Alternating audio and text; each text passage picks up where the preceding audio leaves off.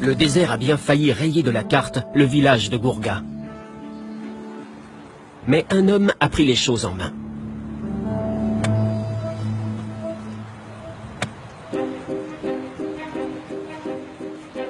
Yacouba Sawadogo n'a pas fait d'études scientifiques. Pourtant, la prouesse qu'il a accomplie a ébahi le monde entier.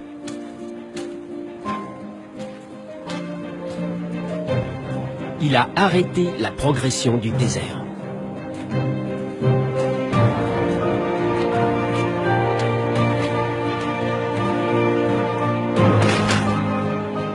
Il y a près de 40 ans, après une terrible famine, Yacouba commence à travailler la terre en plein cœur de la saison sèche, quand rien ne pousse.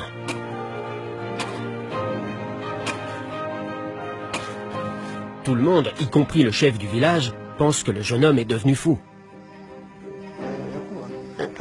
Les gens t'ont critiqué. Ils ont dit que ce que tu faisais, ce n'était pas bien, que c'était contre les règles. Ils ont dit que c'était de la folie, que tu étais devenu fou. Ils ont dit que j'allais à l'encontre de la tradition. Ça m'a fait mal d'entendre ça. Le chef de ma propre famille a dit la même chose et tout le monde riait. Moi, je me suis tu.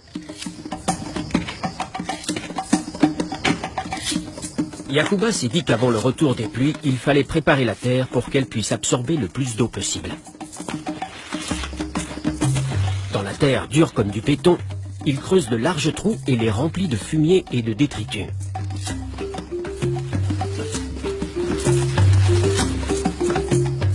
Sans le savoir, cela va lui permettre de recruter un allié inattendu. Le fumier attire des termites qui commencent à utiliser les trous pour faire pousser les champignons dont ils se nourrissent.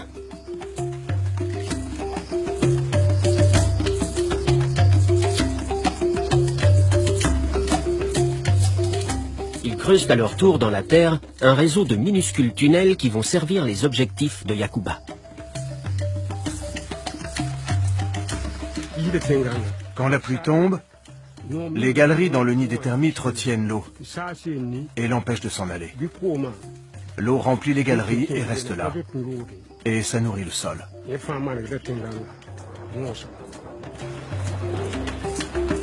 Quand la pluie revient enfin, Yacouba se bat pour conserver la moindre goutte d'eau. Il construit des murets pour retenir l'eau dans ses champs. Et au lieu de ne semer que des plantes potagères, il plante également des arbres. Les habitants continuent à se montrer hostiles et à le considérer comme l'idiot du village.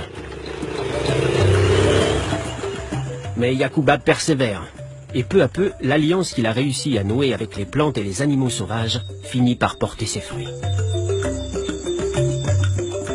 En l'espace de 40 ans, les arbres qu'il a plantés ont attiré des oiseaux. Ceux-ci ont apporté avec eux des graines qui ont donné d'autres arbres. Le désert de Yacouba a fini par ressembler à une forêt. Voici mon tout premier arbre. Je l'ai planté ici il y a 38 ans. Son importance est considérable. Les arbres sont source de vie. La forêt de Yacouba transforme le microclimat. Elle arrête le vent et offre de l'ombre.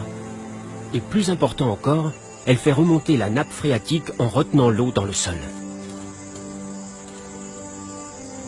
Non loin, les récoltes de Yacouba sont également abondantes. Il n'est plus l'idiot du village.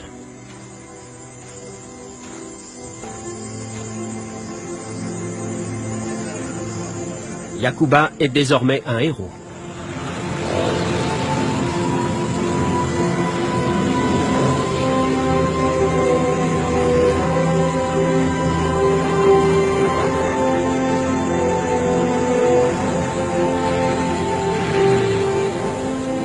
Au moment de récolter le millet, tous les villageois travaillent ensemble.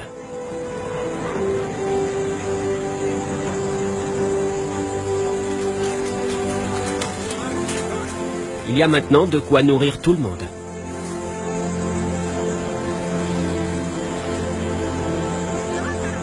Les méthodes de Yacouba se sont avérées si efficaces qu'elles sont aujourd'hui enseignées dans tout le Sahel et elles ont récemment permis au Niger de survivre à la famine.